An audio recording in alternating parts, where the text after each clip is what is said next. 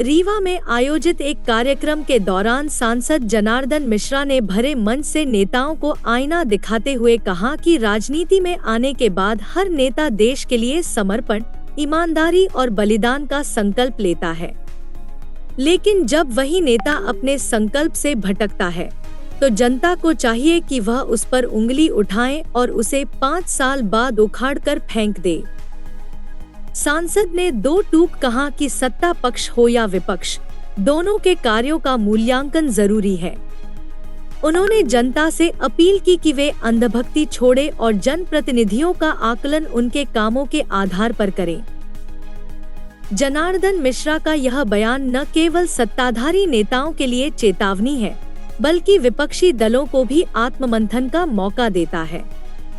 सवाल यह है, क्या जनता अब सच में अपने नेता का मूल्यांकन करेगी या फिर जाति, धर्म और भावनाओं के नाम पर वोट देने की परंपरा ही चलती रहेगी? तिवारी जी, उपस्थित सभी सम्भ्रांत नागरिक बंधु,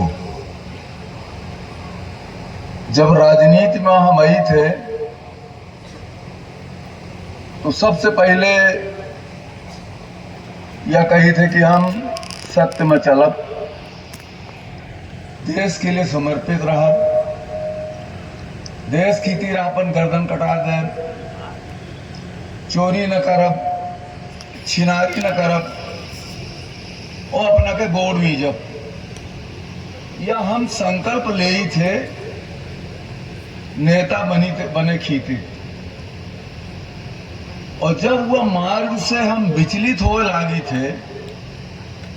तो केवल कवि भर का नहीं, एक एक आदमी का हमारे ऊपर हमारे कहती उंगली उठावे का अधिकार है कि भैया राजनीति में देश सेवा के लिए संकल्प लिया है। देश सेवा के संकल्प के मानदंड ही ऐखा तू पालन करा, और नहीं पालन करते तो हम तुमको उठा के 5 साल बाद फेंक दे कूड़ेदानी में चले जाते। और भैया जब जब नेता राजनीति विचलित भय है तो यह समाज के दर्पण, साहित्यकार और आम जनता, मजदूर, किसान, अंगूठा वाला, लगावे वाला, वह सब बड़ी बड़ी हस्तियों का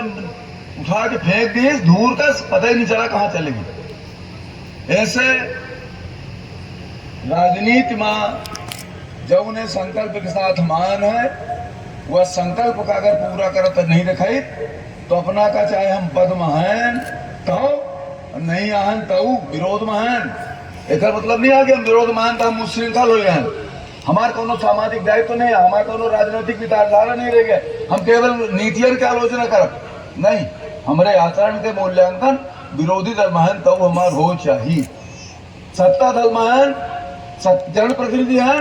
तो हमारे विचारण के मूल्यांकन हो चाहिए, हमारे काम के मूल्यांकन हो चाहिए, उनके कितना सोई थे, कितना सही थे, कितना पी थे, यहाँ तक के हिसाब किताब रखे का जनता का अधिकार है और अपने मध्यम का अधिकार